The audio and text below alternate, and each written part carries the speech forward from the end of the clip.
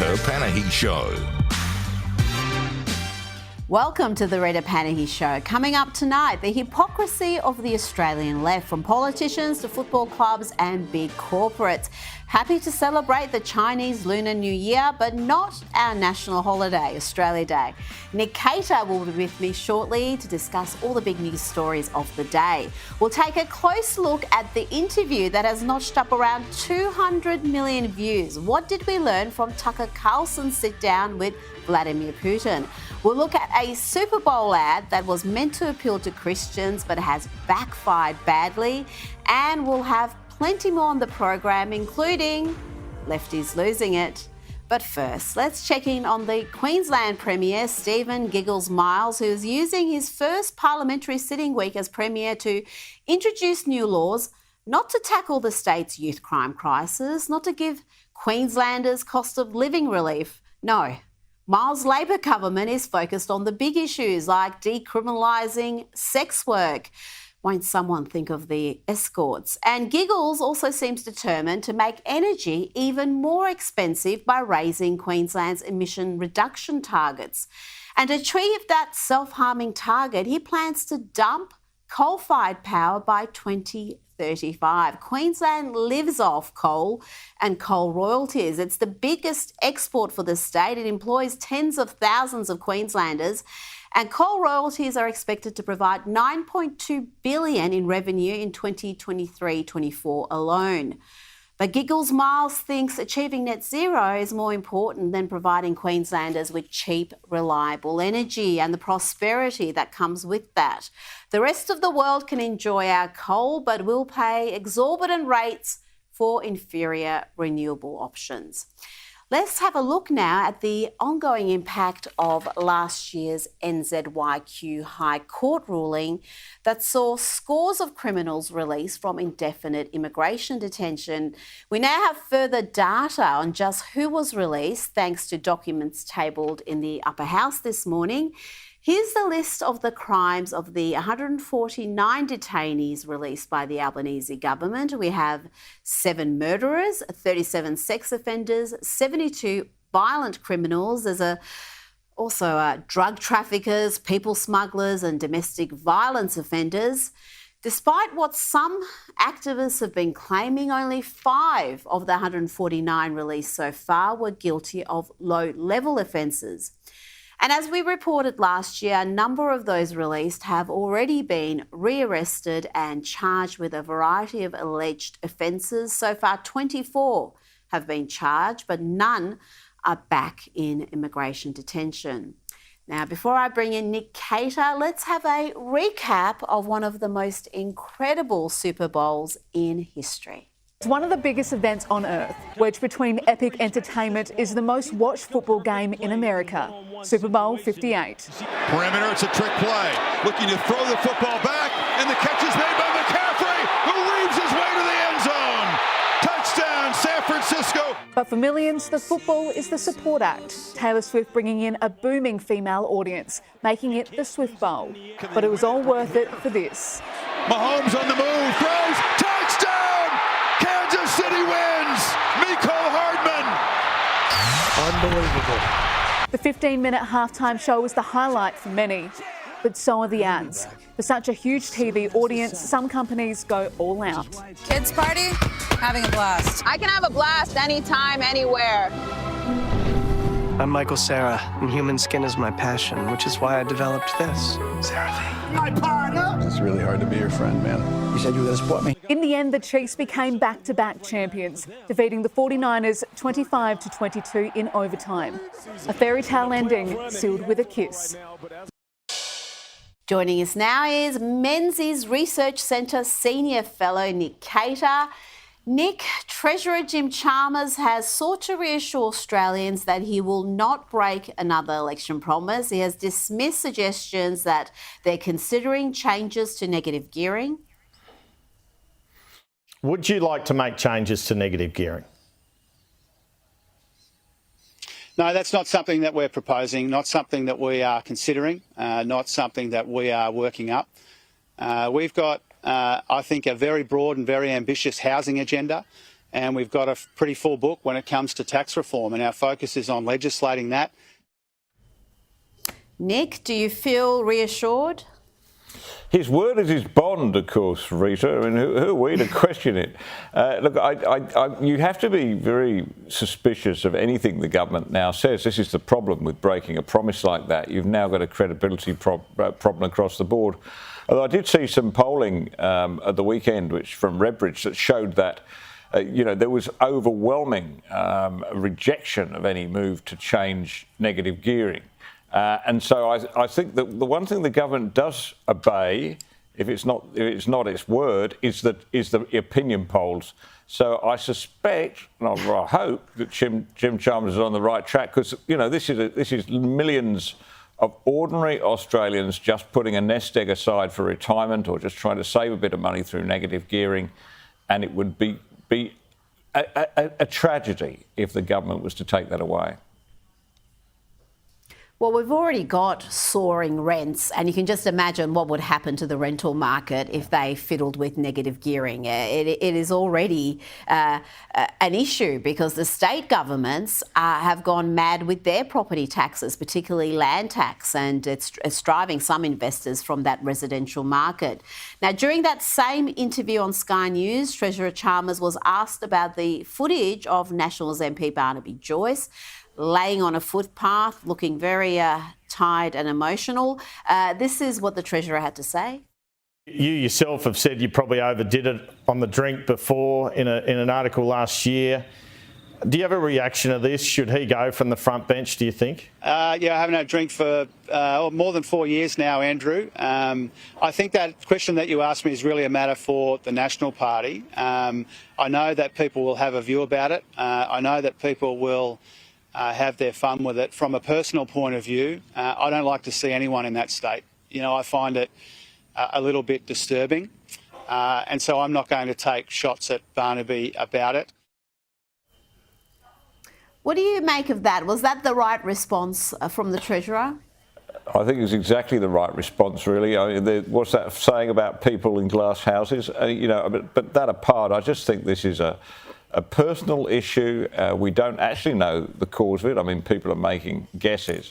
And I tend to have some sympathy with Barnaby's wife, Vicky Campion, when she says, what was somebody doing going around filming him rather than actually getting down to see if he was okay? I mean, somebody in that position could be suffering any number of things which could be quite serious. And surely the decent human thing to do is to get down and help somebody, not film them and stick them up on Twitter or whatever. Well, this was the ACT, so they do things a little bit differently over there. But I wanted to bring to your attention the opinion of feminist writer Jane Carroll. She had a take on this. She wrote, "Yikes, Barnaby, on the ground, on the phone on ABC News last night, !" Angus Taylor says we should not jump to conclusions. I agree. But was the same leeway given to Lydia Thorpe by, I don't know, Angus Taylor? Nick, are they really comparable, those two incidents? What happened with Lydia Thorpe and Barnaby Joyce? Of course they're not, but of course, Jane Carroll can't help but put the stiletto in when she gets an opportunity, which is really very tawdry in my view, and I just think that the whole thing is just ridiculous. Look, and the point about Barnaby is, look, we all know he has his failings. I mean, we've known before. He left his wife for another woman, etc., etc., etc. But the voters are there to judge him on that, the voters of his own electorate in New England, and they overwhelmingly support him, I think, because they actually like a bit of authenticity and a bit of humanity in their politicians, to realise that they are, after all, just human beings like the rest of us. Well, yes, and again, Jane Carroll seems to have a very short memory. Well, she mentioned Lydia Thorpe, but she also tweeted this. Have a look at this. She said, "No female politician, no Indigenous politician could survive a video like this." She was referring to the Barnaby Joyce video. "That's what white male privilege gets you, indulgence for your mistakes." Now, again, Lydia Thorpe is an Indigenous politician. She's still in the upper house. She's still a senator. And yet there's video of her behaving like this. All I want to say to the black brothers there, and anyone that we're fighting, any black man that stands with a white little like that, you can all get too. How the did someone get in Parliament like you? We've been oppressed all our life in this country. That was quite a different scenario, wasn't it, Nick? One is a man lying on the ground, mumbling into a phone. The other one is a full-blown fight outside a strip club with all sorts of colourful language and even threats made. Yeah, exactly right. Look, I mean, I think this whole game of sort of saying, well, your lot are worse than our lot, or, you know, this politician has made more of an idiot of themselves than this one. I don't know if that really gets us terribly far in politics. And I think the voters, look, I mean, obviously people will read these stories. I mean, they've got a great human quality about them. But I don't think at the end of the day it's quite going to influence votes as much as, say, well, the cost of living or the rise in mortgages. I mean, these are the things that really matter around the kitchen table. Everything else is just relatively, is just entertainment, I guess. Now let's talk about the hypocrisy of the Australian left, from the activists and politicians to football clubs and even the big corporates. They're all happy to come out loudly and proudly to celebrate the Chinese Lunar New Year, but not our National Day, Nick, not Australia Day. There are so many examples I could bring you, but we'll just concentrate on a couple here. We've got North Melbourne Football Club. The Kangaroos posted this for a happy Lunar New Year to all who celebrate, exclamation mark, wishing you a safe, healthy and happy year ahead, Kangas. But this is what they posted on Australia Day. They said, we recognise the pain and sadness many First Nations people and the broader community may be experiencing at this time. We'll be stronger together when we can celebrate the history of the country we call home on a date that unites us. Yeah, it's called Australia Day and it's on January 26th, you self-loathing simpletons.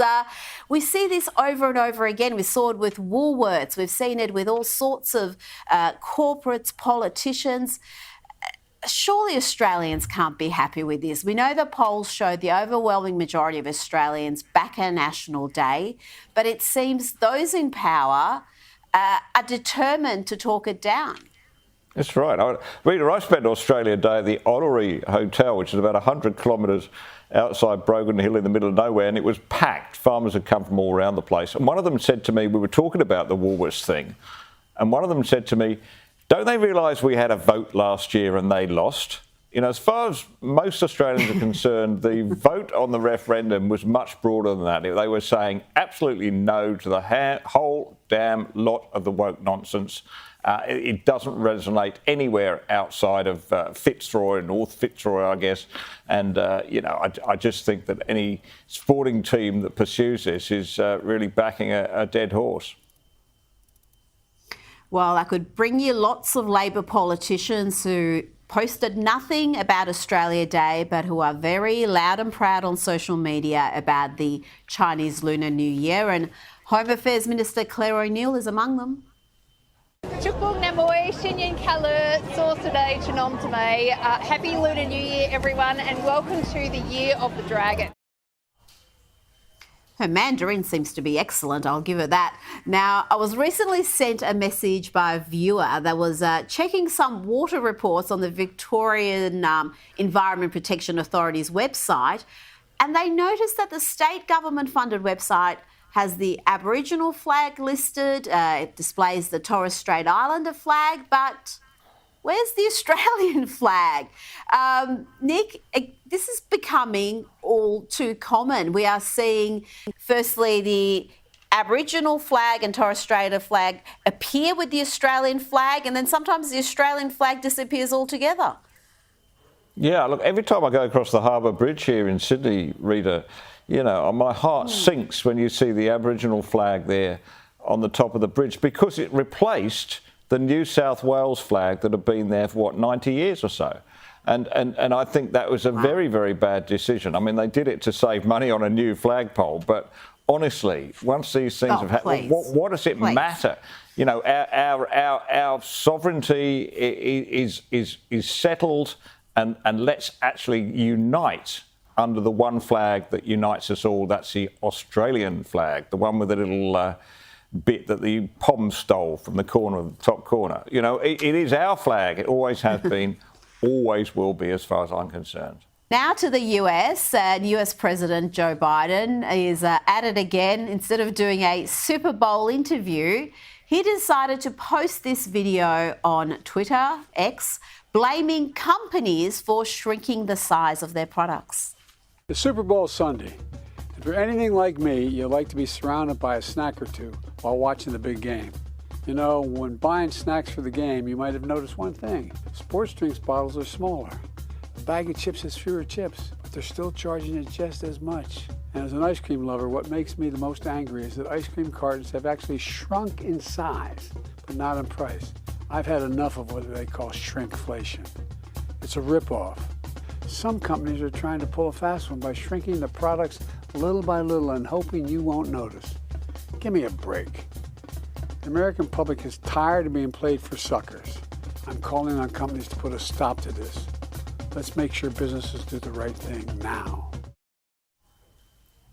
Oh, gosh, he looks so old and frail. He's barely making it through a pre-recorded speech from an auto cue. And it's complaining there about shrinkflation. I mean, it's Bidenomics that is causing many of the issues in the economy. What do you think? How do you think that will be received? To me, that doesn't exactly fill you with confidence that he is a virile, healthy, cognitively sound president. No, absolutely not. My first thought when I saw it, honestly, Rita, was, is this one of those deep fake AI things? Have they put words in his mouth? But it just seems so improbable. And I think that, you know, a lot of Americans, I'm sure, will see it like me. Is this really what we want our president to be focused on right now, the size of a packet of chips? You know, is it really the sort of thing that he should be obsessing over and speaking to the nation about? You know, when we've got the threat of China looming, we've got this volatile situation in the Middle East, we've got the Ukraine, and everything else that's going on. I just think that he should be doing something else. But of course, I guess it really doesn't matter because it's obvious that he's not in control of the White House. And the real question is, who is pulling the strings while Biden gets out there and fluffs his lines? Now, I'm going to be speaking to an expert later in the hour about Trump, NATO, and that Putin interview, the Vladimir Putin interview Tucker Carlson conducted. Finally, Nick, I've got to ask you about a Super Bowl ad. America's woke evangelists have upset many Christians with the latest Super Bowl ad they've put together. Let's have a look at what's been called the foot washing ad. It aired during the first quarter of today's game. And let's just have a look at the message it's giving out. What you know is true. Don't have to tell you. I love your precious heart. I was standing. You were there.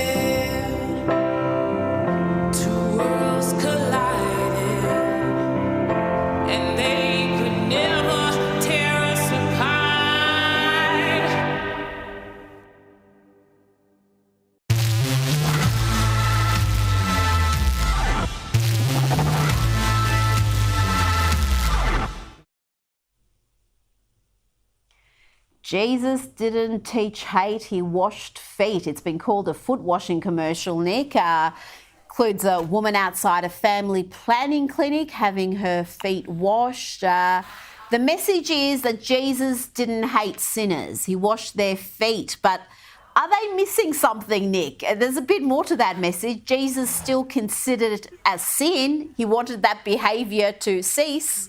Yeah, I think they're missing a whole lot about the Christian message of sin, forgiveness, and redemption. I mean, they're not going to get that because they rejected religion. But it's just another complete misfire, isn't it, from the woke advertising industry. I mean, it goes with the Bud Light thing. You'd think that they'd be waking up to this by now, that, you know, what looks good and sounds good in a little hotbed of advertising executives in New York or Los Angeles, they should go out and road test it before they put it on. They won't have to go far outside those capital cities to do it, but it's clear that they live in two separate worlds right now, and if they're serious about actually appealing to the broad audience that watches the Super Bowl, they've really got to get out more. Nick Cater, thank you so much for your time this evening. Thank you. Anti-Israeli activists have published the names, images, professions and social media accounts of almost 600 Jewish people working in a number of fields, including academia and creative industries. It's taken from a private WhatsApp group. The mass doxing came as Victoria Police confirmed it was already investigating potential criminal breaches relating to this WhatsApp group. Joining me now is journalist and writer Julie Sago. Julie, you were one of the names on that list. How do you feel about that? How do you feel about being doxed? Look, yes, my name was on the list, Rita, and my God, I never thought that I'd have to be speaking about lists of Jews being drawn up and released in Australia in 2024. Yes, I was a member of the group, not a particularly active member of the group, and might I say I'm not speaking on their behalf here now. I myself was, to be honest, proud to be on a list of Jews who are doing nothing but coming together and sharing our grief and our trauma about October 7th and the awful sort of resurgence, the outbreak of anti-Semitism that came almost immediately after the massacre. But obviously there are people who have suffered very greatly as a result of this doxing. As you know, people who have lost their businesses, who have been forced to move to another suburb. I personally feel proud, and I'll never kind of disavow the fact that I'm a proud Jew and I'm a proud Zionist. I believe in the right of Israel to exist, and I believe in the right of the Australian Jewish community to push back against some of the abuse and that they have been experiencing, and to exercise their democratic right to advocate for their interests.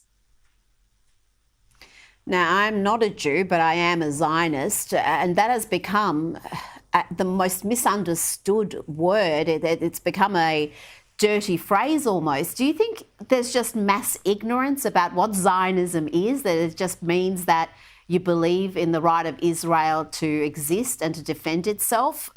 Because it's now thrown around like a slur. It is, and I think that you're right to some degree. There's ignorance about it. To be a Zionist, as I am too, is really just to, at its minimum, to believe in the right of the Jewish people to self-determination, the right of Israel to exist as a Jewish democratic state. But these days, really, if you just put the word Zionist there instead of Jew, you can say almost anything. It seems the sky's the limit in terms of the kind of tropes that you can put out there, traditional anti-Semitic tropes, to the extent that we have seen a member of the New South Wales Parliament, Jenny Leong, member of the Greens, talk about Jews and their tentacles in social justice movements, as if we are a sinister people always working towards some nefarious purpose.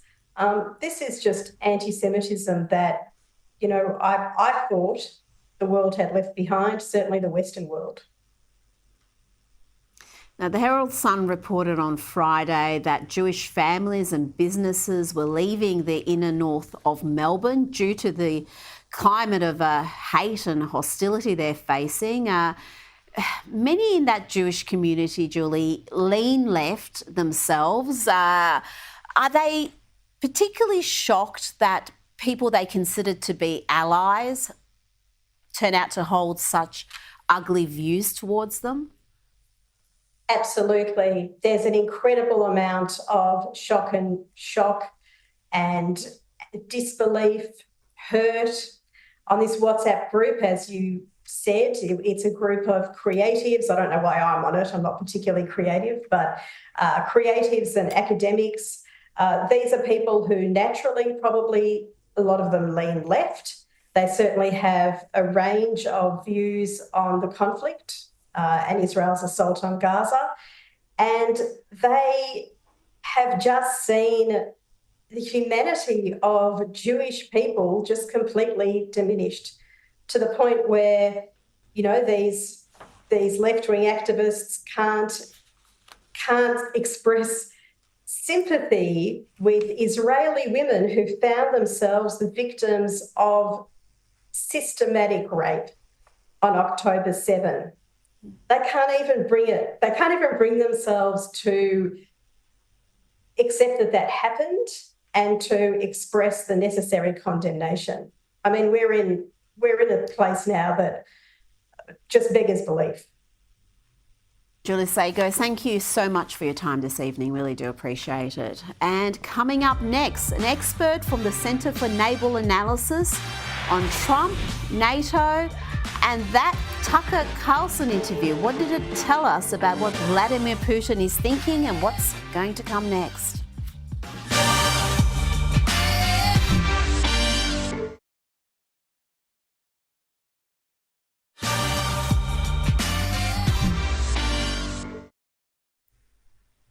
Welcome back, and now it's time for Lefties Losing It.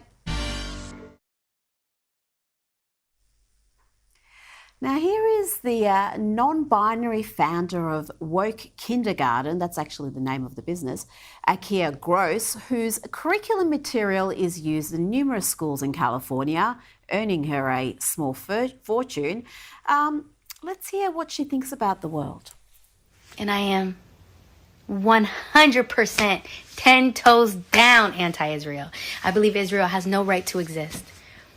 I believe the United States has no right to exist. I believe every settler colony who has committed genocide against native peoples, against indigenous people, has no right to exist. I believe in a free Palestine, from the river to the sea. Y'all are the demons. Y'all are the villains. We've been trying to end y'all, get free of y'all. Charming. And to give you an idea of the success of her Woke Kindergarten program, the New York Post reports that Glassbrook Elementary in Hayward, California, spent $250,000 in federal funds that are meant to boost test scores, but after 2 years with Woke Kindergarten, student scores are even worse. I'm shocked. Now to this rather creepy lesson from Planned Parenthood, who claims now that there is no such thing as virginity.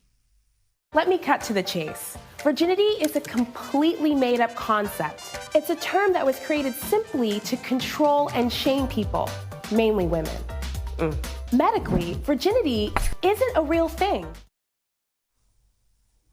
Well, medically, cheating isn't a thing. That doesn't mean it's not a thing. Medically, lying and thieving and stupid woke videos aren't a thing either. But here we are. Another reason the idea of virginity is complete nonsense is that sex means different things to different people. Now, that video shot in a classroom setting is aimed at middle and high school students in America. I mean, why are these lefties wanting to teach kids that virginity doesn't even exist? Now to the UK, and look at the bullying and harassment of this woman, Heidi Backram, who has family members who were slaughtered on October 7 and still has a loved one held hostage by Hamas. All she wanted to do was to attend her local Labor campaign and see what the local MP had to say. Instead, she copped this. This is Heidi. This is Heidi. Where? Oh, that idiot. Sorry. Hello. No ceasefire. No vote. No ceasefire. No vote. Now let's go to a mother who is not at all indoctrinating her little boy into radical gender theory. No, it never has anything to do with the mother. Hey, hold on, you love it, and you want it, and you picked it out, but you don't want it for school. Can you tell me why? Because last time I wore a dress to school, everybody called me a girl. Oh. Well, what did we learn from My Shadow is Pink? Even when you wear a dress, you're not a girl. She wasn't done yet. Do you think bright, pretty colors and dresses and sequins and jewels and gold, all the things that you always want to wear, do you think that's your innermost you? It is. Well, how are you going to be your innermost you when we live in a place that people think clothing belongs to particular gender?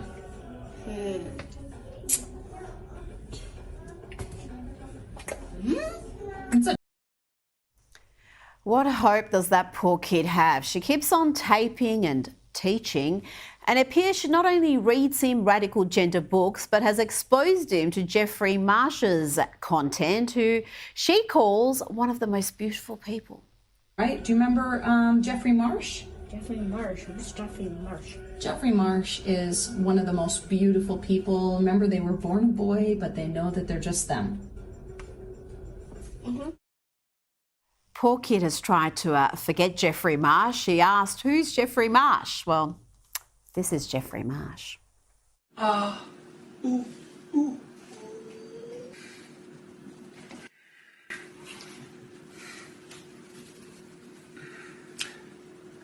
Staying small isn't working for you anymore.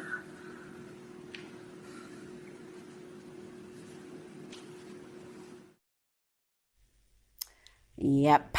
Show me a trans 4-year-old and I'll show you a mother or a father desperate to use their child to fulfill their warped view of the world. Or as a trans woman, Blair White, said it so beautifully, a transgender 4-year-old is like a vegan cat. We all know who's making the lifestyle choices. Last week, former Fox News host Tucker Carlson interviewed Russian President Vladimir Putin. Thus far, the interview has over 193 million views on X alone, formerly Twitter, plus tens of millions of views on his shorter clips that are circulating online.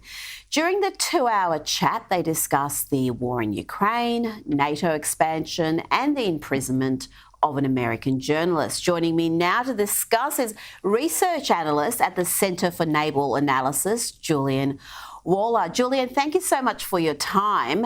What was your main takeaway from the interview? Thank you, Rita. Very happy to be here. What I would say, this interview is unique. It's unusual in many respects.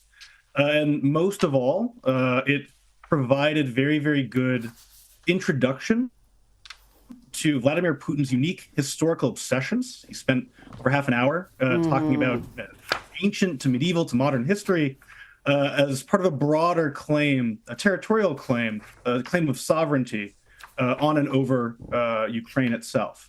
This is not a new point for Vladimir Putin the last several years. If you are Russian, if you live in Russia, you hear this from him fairly often. He will go on these historical tangents.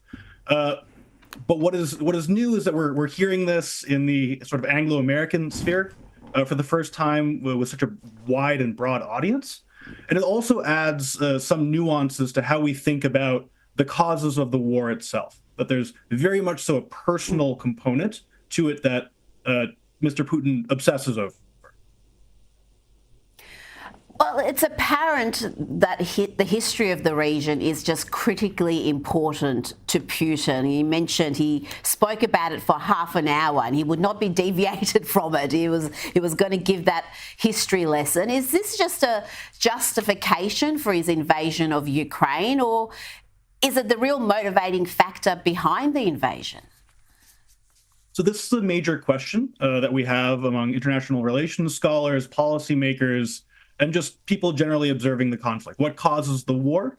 What's the ultimate motivation vis-a-vis various casus belli, right? So there's a lot of different arguments for why the war started, and there's several arguments that the Russian state, the Russian government, have put forward, right? We've heard about NATO expansion. We've heard about protecting Russian speakers in southeastern Ukraine. We've heard about denazification, so-called. We've heard about all of these varying reasons and justifications or legitimating strategies for the war, why the war was going on. When the war began, Vladimir Putin, in his announcements to various Russian institutions, he specified sort of protection of the two so-called People's Republics, the separatist regions in Ukraine at the time. However, what's important here is we have sort of surface level justifications, which certainly may have important degrees of rhetorical truth from the Russian perspective. And then there's sort of the actual hard causal argument, right? What really motivated Russia and the autocrat of Russia, Vladimir Putin, to decide in February of 2022? And that's a major question. That's not the same thing as just saying, here are a variety of reasons, because many of these reasons have existed for a long time.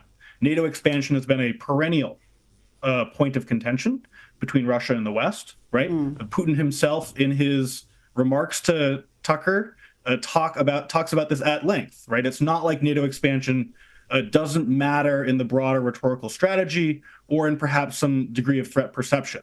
But if that's the case, why in 2022 as opposed to 2019 or 2015 or 2014 or 2008, so on and so forth, right? So we need to, given that that variable doesn't really change, we have to understand a little bit more. And what this particular performance by the Russian president suggests is that there is a personal motivation, a deep interest in history that's been jump-started in recent years. This is another data point to suggest that this obsession is personal and deep. We also have the very, very important essay that Vladimir Putin himself wrote just about a half a year before the invasion itself in summer of 2021 on the historical unity of Russians and Ukrainians, which goes through many of the same points. We know through Russian channels that during the COVID pandemic, he's an older man. He had a germophobic tendency. He isolated himself during this time. Not only did he isolate himself with close friends that had fairly extreme or more hardcore views on Ukraine, but he also took time in isolation to order evidence from archives, from the Russian state archives, for him to pore over, which helped him indeed write, or at least partially write, a history essay, which he then published in a Russian newspaper for the entire country to see. At the time, we thought it was kind of silly, a little bit of an eccentricity. It turns out that essay might, in fact, be one of the more important documents in terms of understanding the actual motivations and triggers of a major world leader who will, in due course, precipitate a major territorial war. Now, you mentioned NATO expansion. If we had a second Trump term, given his attitude to NATO, how do you think that conflict is going to play out? What would a Trump presidency do to the Russian-Ukraine conflict? The question is a little bit difficult because the first Trump term compared to a hypothetical second Trump term is potentially quite distinct. Trump has always talked in a very sort of materialistic and quid pro quo way about NATO. He doesn't particularly like it, at least in our estimation. He is constantly talking about the need for other European and other allied states to pay up, even though that's not quite how the NATO structure works. But nevertheless, one can view that as a form of pressure. And to some degree, it did work from 2017 to 2020. We don't want to read too much into that in terms of intentionality. But European powers did begin to see that they couldn't solely rely on the U.S. during that time. The other point that we have to keep in mind is what didn't happen. The United States did not withdraw from NATO.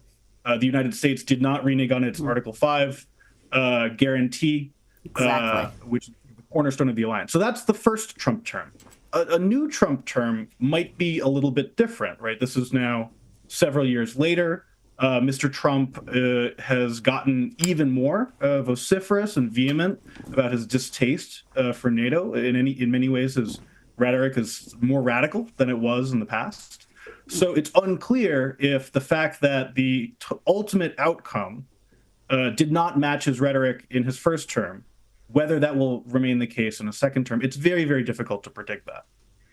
Now, in the interview, Tucker Carlson also brought up the plight of Wall Street Journal journalist Evan Gershowitz. Let's have a look at that exchange.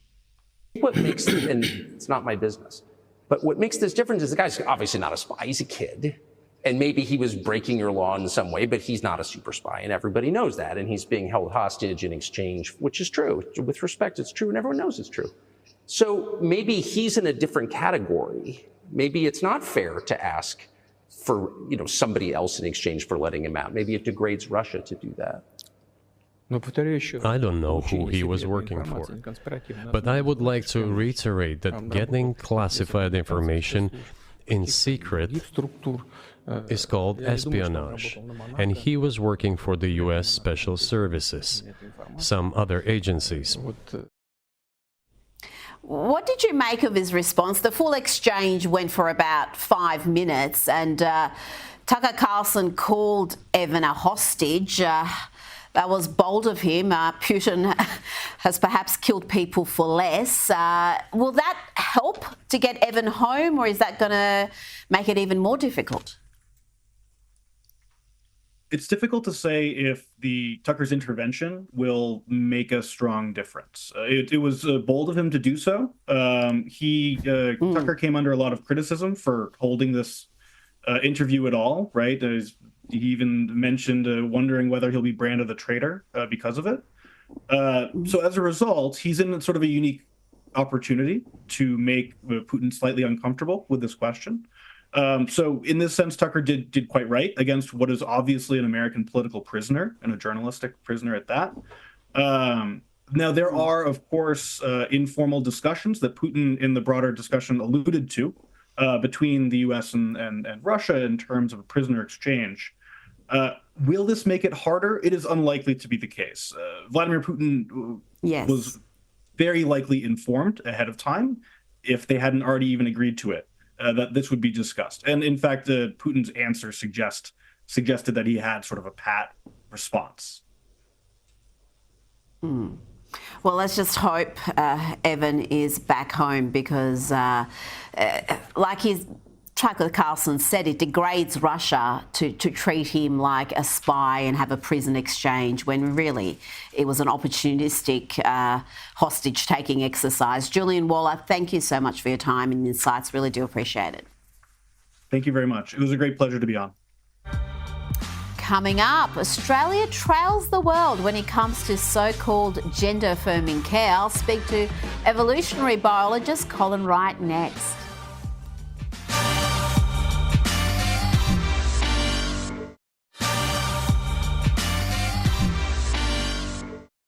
Welcome back. The American College of Pediatricians last week released their position statement opposing the use of gender-affirming medications such as puberty blockers and cross-sex hormones.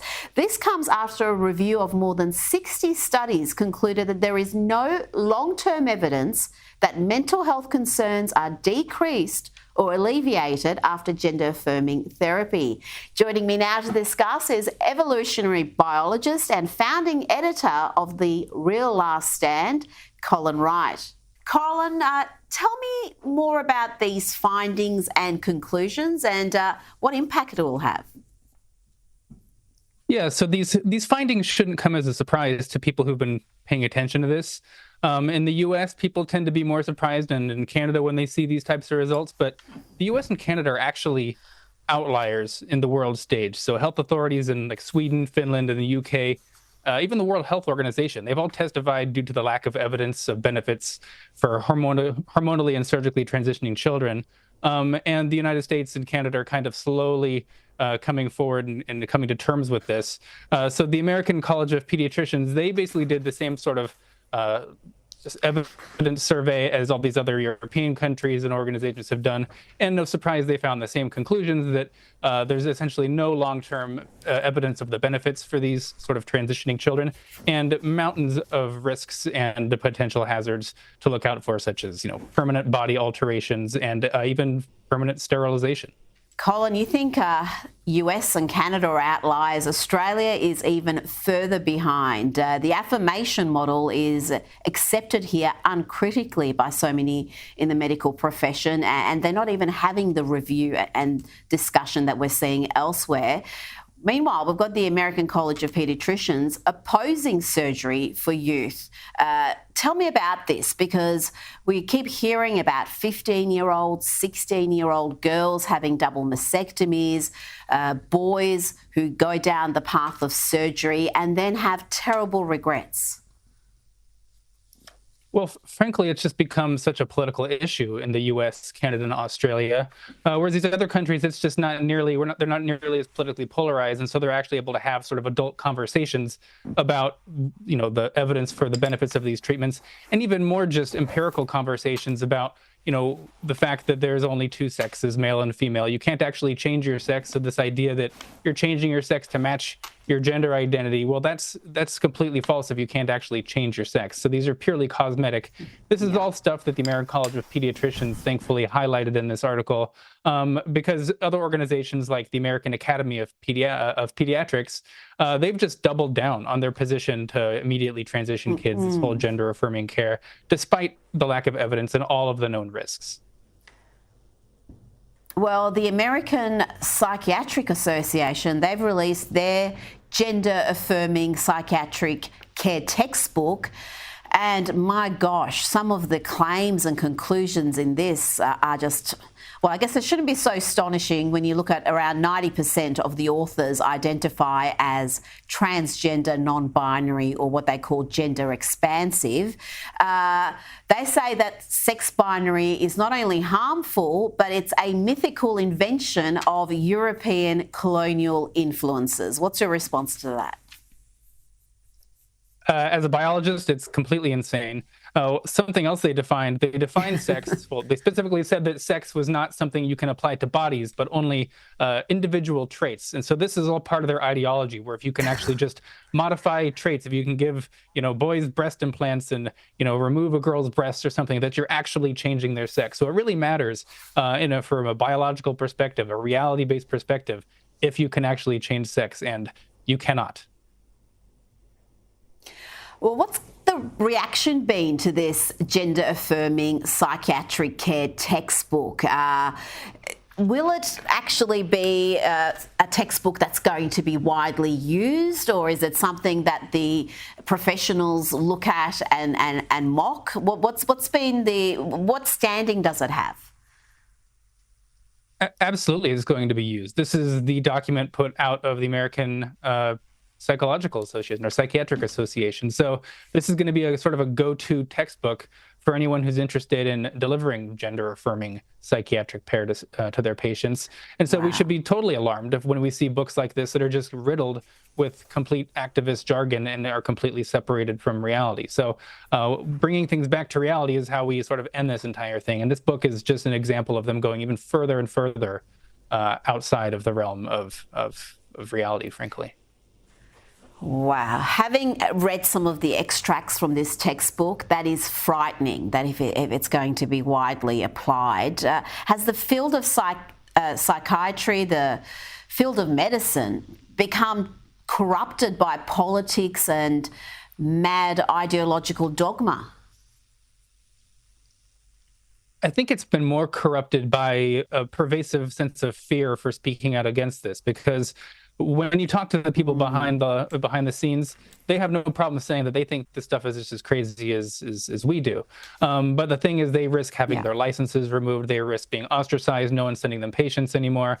And so really, it just needs to be shown a big spotlight on this issue to give people protection and the courage to speak up about it. Because once they do, this is when the whole sort of charade just begins to crumble, and that'll be the end of gender-affirming care, hopefully.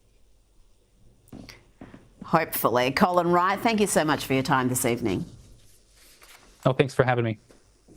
Coming up, we take a close look at President Joe Biden. It ain't pretty.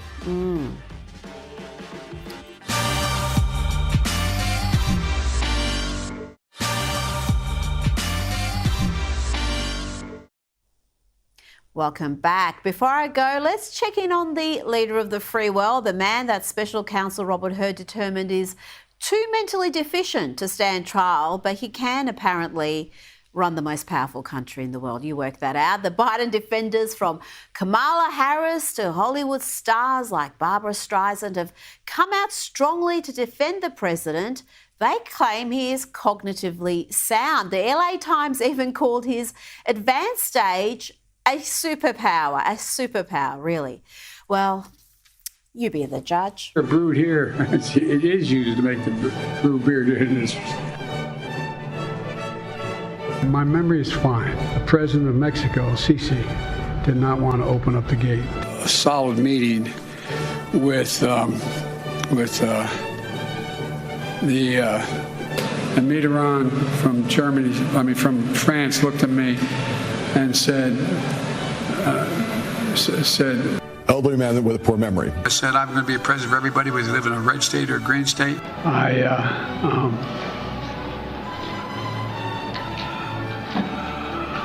Anyway, I don't want to. Making Roe v. Word. The best way to get something done, if it holds near and dear to you that you like to be able to. Anyway, of Putin's kleptocracy, yeah. $159 billion left. America is a nation that can be defined in a single word. I was going to put him. What am I doing here? 1, 2. A well-meaning elderly man with a poor memory.